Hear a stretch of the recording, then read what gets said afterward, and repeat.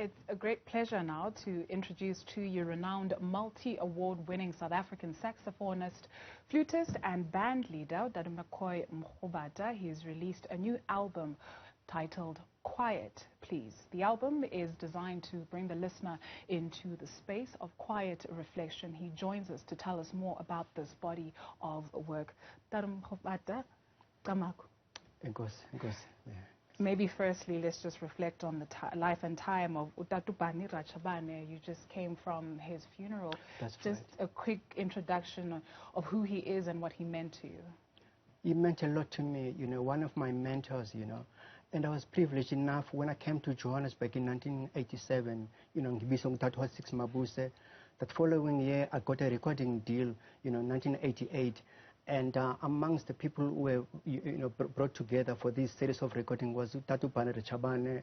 I was like, wow, why me, At a very young age, 27, late Ezra Ngogana. So, and I got to know him better because we were signed, same record company. And once again, one learned a lot from him, and it's a great loss, for the jazz fraternity. Absolutely. And in music in general, anyway. Yeah. Sure. Let's come to your latest body of work, Quiet, Please. Tell us more about why you are wanting quiet, please. Yeah. There's too much noise in the world, narratives, and less action, And last year during the lockdown, one, got to sit at home and instead of doing nothing, one reflected and, I learned new skills, a lot of things. I caught up on lots of things that I've shelved for years, Hence, this album has so many songs. In fact, songs, can amount to 3 albums, So we have to do 10 anyway.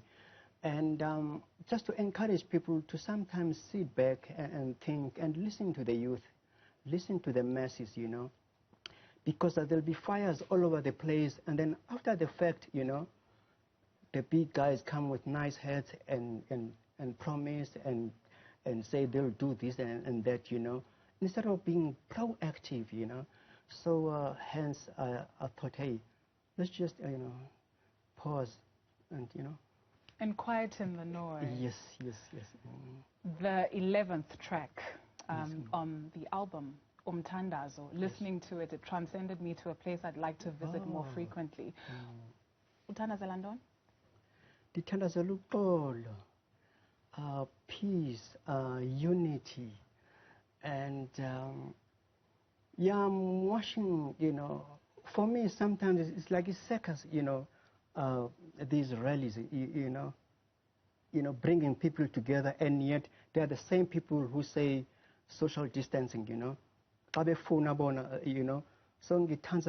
must come to their senses, our leaders, and serve their people, not serve themselves, and also in crime, gender-based violence, there's so much happening, in the world, especially our beloved country. So, Thandaza. Mrubata, you could be bothered about a lot of things, right? Why it would appear, from this conversation that the political climate or the political environment in this country, it doesn't sit so well with you. Why bother yourself with that? Well, I live here. I didn't want to go to exile, and I've taught all over the world.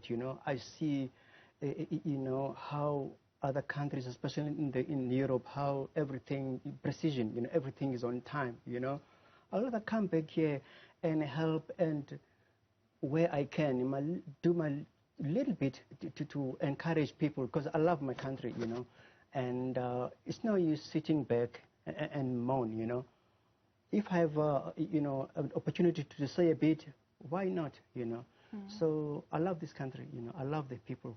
You speak about Tatura Chabane and what he meant to you and how he was your mentor. There are a number of young people in this country that look up to you and can say the same thing about you.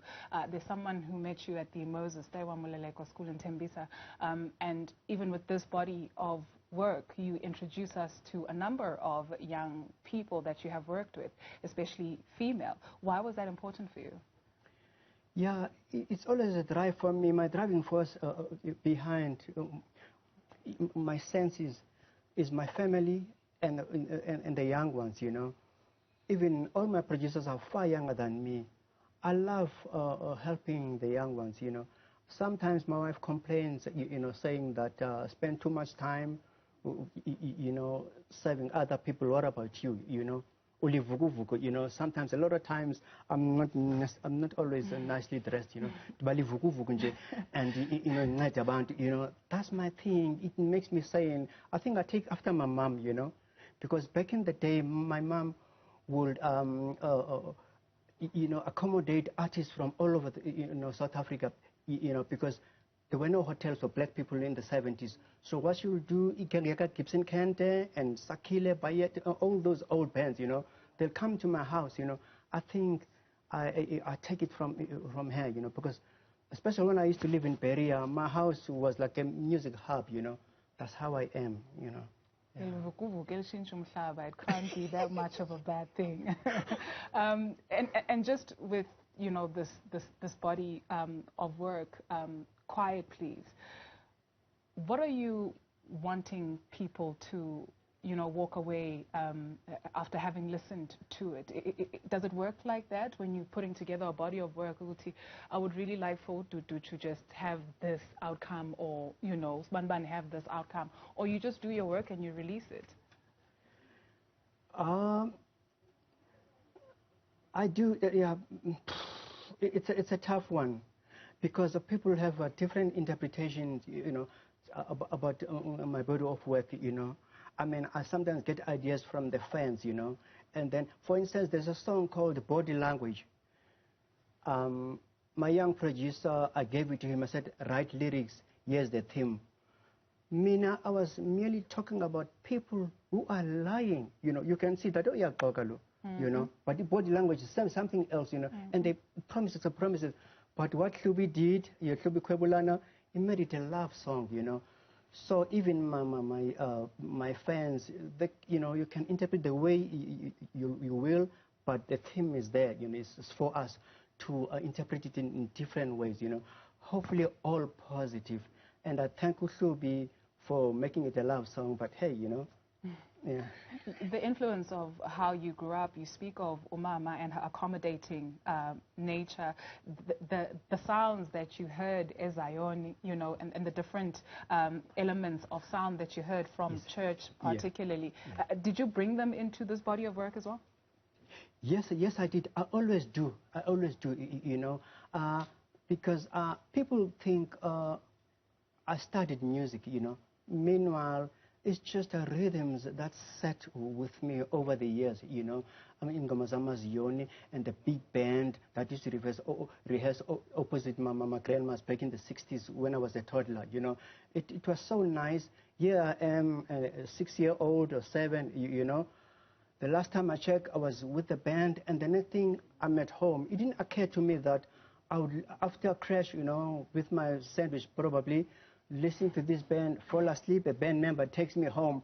I thought that band was magical because they take me to sleep. Meanwhile, yeah, so I grew up with all those sounds, and they come into my music for sure, definitely. Your message for everyday, ordinary, not just South Africans, but people from across the continent as well. When you speak about a state of reflection and being in a meditative state, I guess, with your music, just perhaps your message to your people. Let's love one another, because I'm in this world, you know. I love people, I love my neighbors, I love especially the young ones, you know. Let's bring love to everything we do. That's it, yeah. Let's bring love to everything that we do. If you don't mind, I'd like to go back a couple of albums. Nothing for me stands out right now more than the track I knew, because this conversation, Yes, yes. Where did you go to come up with that? Yeah.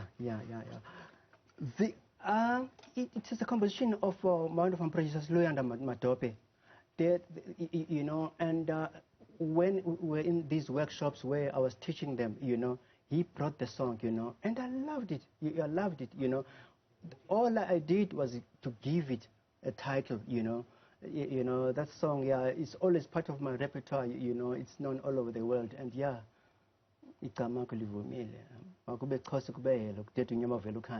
Hey. Okay. Please, Mhlambe, if you can just take us out ngesithakazelo sakho tata. Ukhadebe where's my strap? Undlebe izinkulu, uRodbomu, uZulu, uMashwabata. Enkosi. And now this is the moment that I personally have been waiting for. When you're about to render a musical item for us, that instrument particularly, what does it mean to you? It means a lot. It's next to the human body, is saxophone. And I had prepared in one of the new songs on the album, but I think I must do Ingoma Kapudbani, Mama Kwela, you know, yeah, to honor, you know, this interview is dedicated to Lady Brabane Rachabana. I'll do one of his songs rather. The stage is all yours, Dad. Enkos.